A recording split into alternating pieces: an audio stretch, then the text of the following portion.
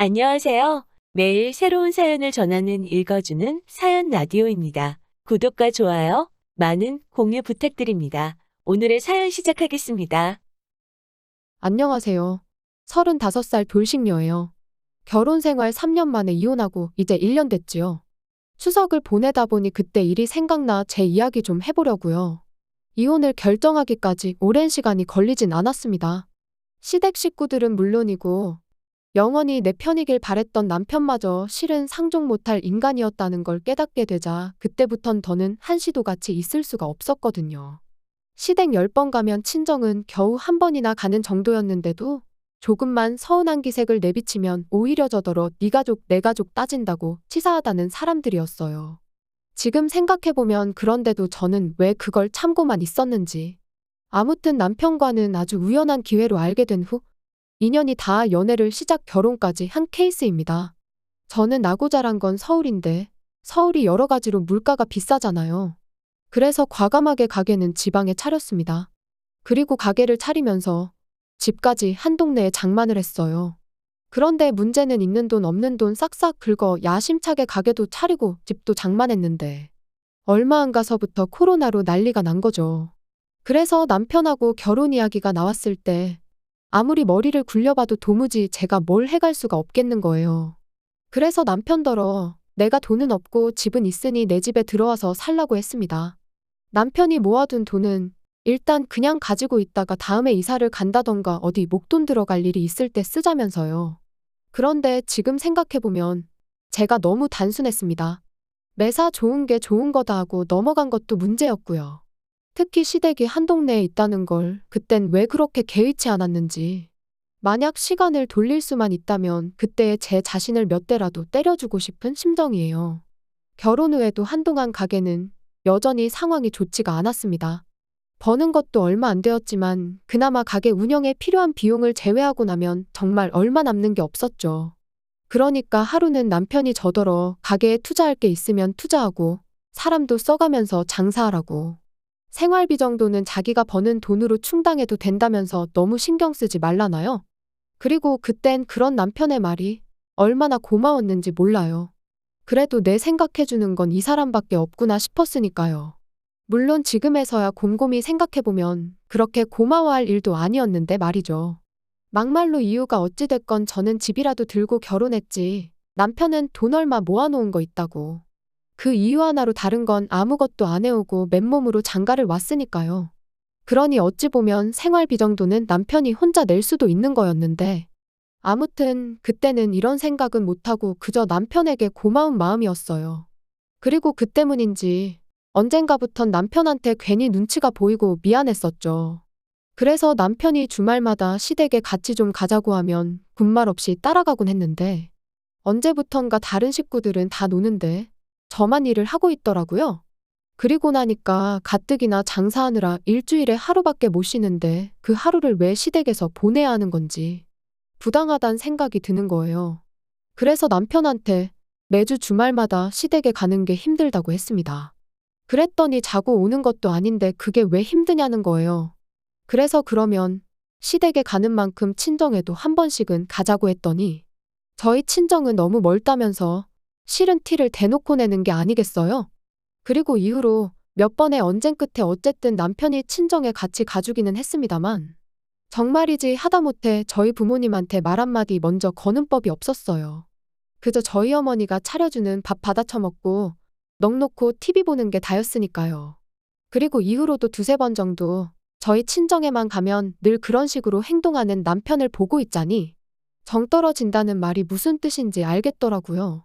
그래서 그때부턴 속된 말로 이꼴저꼴 다 보기 싫어서 혼자 친정에 다녀오기 시작했습니다. 그랬더니 남편이 하루는 생활비를 운운하더라고요. 그래서 두말 않고 그때부턴 남편하고 똑같이 부담하기 시작했어요. 남편이 생활비라고 100만 원 내놓으면 저도 100만 원 내놓는 식으로요. 그리고 경제적으로 남편에게 미안한 마음이 사라지니 허구한 날 시댁에 가자는 남편의 요구도 당당히 거절할 수 있었죠.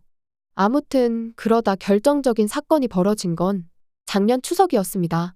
좋은 회사는 명절이면 돈을 준다던데 저희 남편은 늘 선물 세트를 받아오곤 했어요. 왜 마트에서 파는 참치 세트 같은 거 말이죠. 그리고 작년엔 스팸이었어요.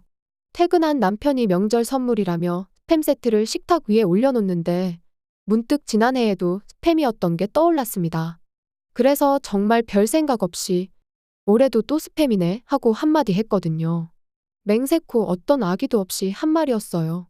그런데 어째선지 남편이 갑자기 열을 내면서는 너는 뭐 이런 거 받아올 때나 있냐며 짜증을 내대요. 받아오면 그냥 고맙다 하고 먹으면 될 것을 괜히 쓸데없는 소리를 한다면서요.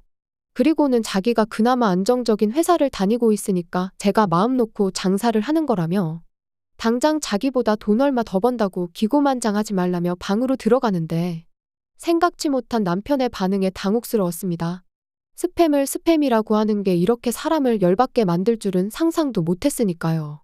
그런데 남편은 이후로도 며칠 동안 저한테 말도 안 걸고 말 그대로 개무시를 했어요. 그리고 그런 남편을 보고 있자니 어찌나 기가 막히던지. 아무리 생각해도 저는 제가 뭘 잘못한 건지 도무지 납득할 수가 없었습니다. 솔직히 까놓고 말해서 문제라면 남편 본인이 느낀 남들이 명절이라고 현금 보너스 받아올 때 자기는 스팸을 받았다는 자격지심이 문제였던 것 같은데 그게 제가 사과할 일은 아니라는 생각이었거든요. 그래서 저도 똑같이 남편을 없는 사람 취급하고 개무시를 했어요. 그랬더니 저희의 냉전은 결국 아무런 진전 없이 추석 연휴까지 이어졌지요. 추석 연휴가 시작되면서 화해는 아니더라도 어쨌든 괜찮은 척은 해야 하지 않을까 싶었습니다. 그래서 사과까지는 아니라도 남편이 먼저 물어보면 못 이긴 척 시댁도 가고 그럴 생각이었어요. 그런데 남편은 뭐가 그렇게 화가 난 건지 시댁마저 혼자 가대요. 게다가 그 와중에 회사에서 받아온 스팸 세트 챙겨가는 모습이란 그뿐만이 아니었습니다. 기껏 현관 밖을 나서면서 한다는 말이 통보하듯 나 먼저 엄마 집에 가 있는다 였는데 아무리 생각해도 자기 먼저 어머님 댁에 가 있을 테니 너도 곧 따라오란 뜻으로밖에 들리지가 않았죠.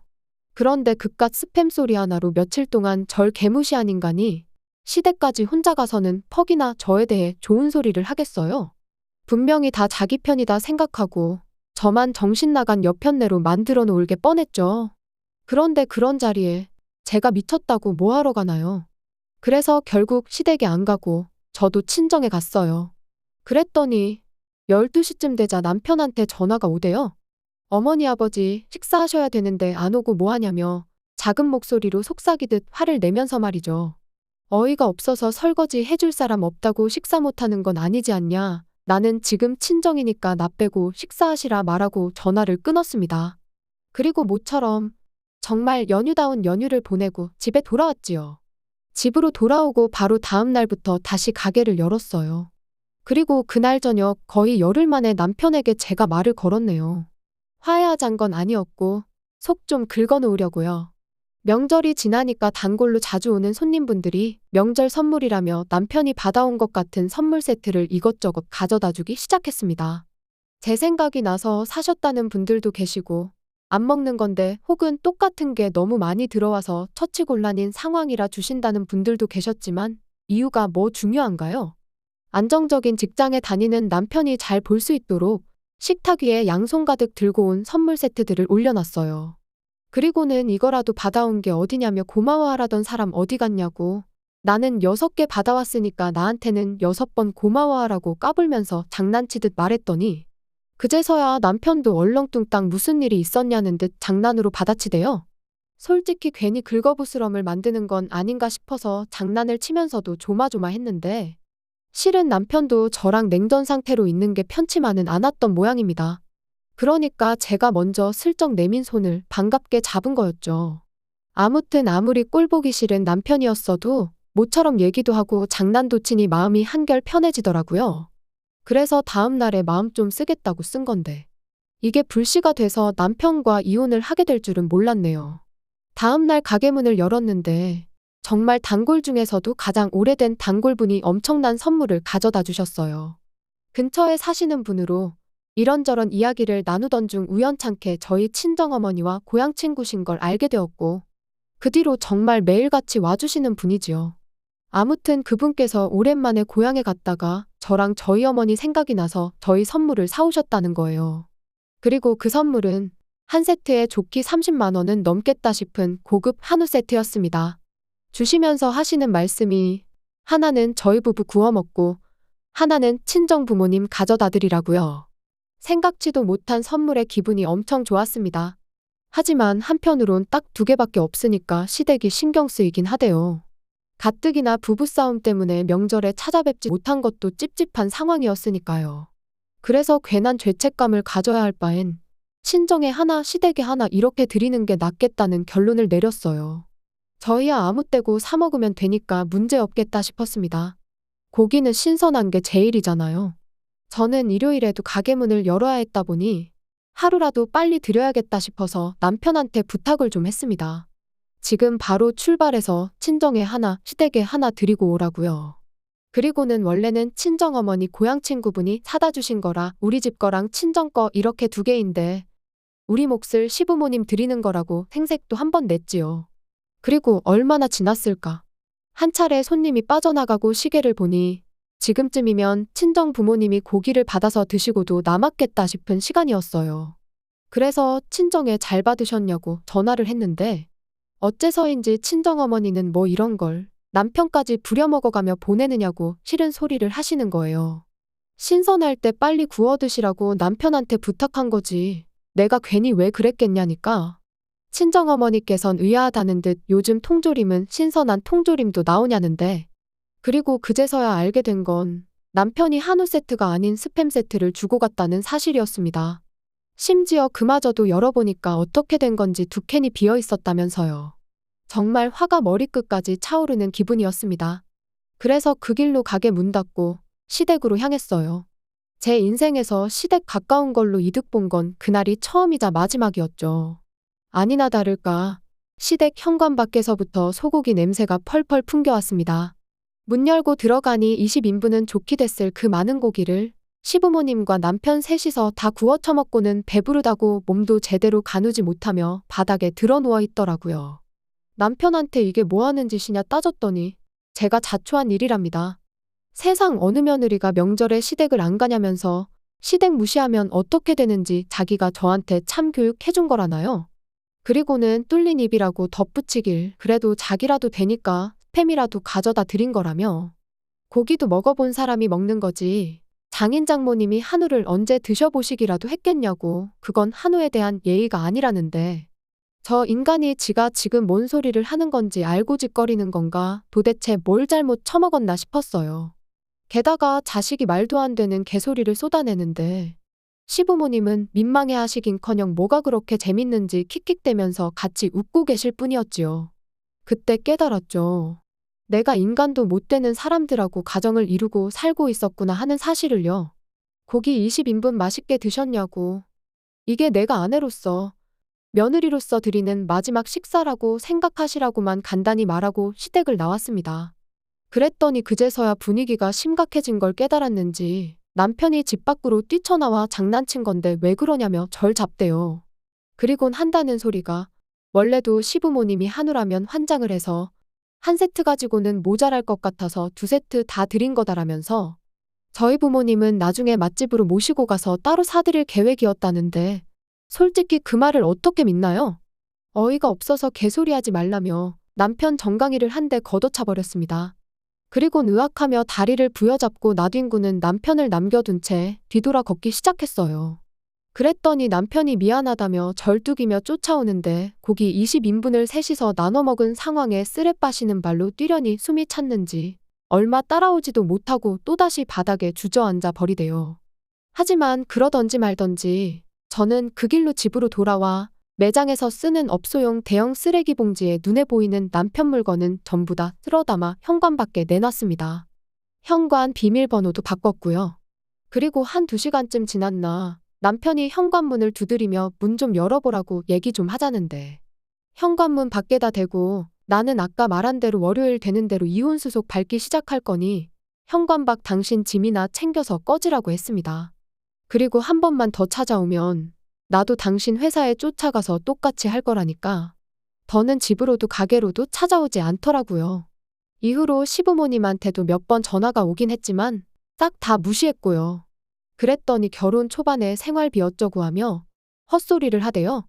그래서 너는 대신 내 집에 공짜로 얹혀 살지 않았냐. 나 그때 시댁에서 노비처럼 일한 건 생각 안 나냐 하니까 또 입국 다물고. 그래서 결국 별탈 없이 이혼했습니다. 사실 변호사님 말로는 소송으로 갔다가 재산분할 신청이 들어오면 골치가 아플지도 모른다고 했는데 남편이 지레 겁먹고 협의이혼에 동의해줘서 다행이었죠. 지금 생각해보면 저희 친정에서 싸가지 없게 행동하는 걸 처음 봤을 때 그때 정강이 걷어차고 이혼을 했었어야 되었던 거 아닌가 하는 생각도 듭니다. 하지만 이제 와서 후회해서 뭐 하겠나요? 이제라도 어쨌든 남남이 되었으니 다행이죠 뭐. 벌써 1년이 지난 일인데 어제 일처럼 생생해서 그냥 이렇게 사연으로 보내봤습니다. 긴 이야기 들어주셔서 감사합니다. 오늘의 사연은 여기까지입니다. 구독과 좋아요, 알람 설정해주시면 앞으로 더 좋은 사연으로 찾아오겠습니다. 감사합니다.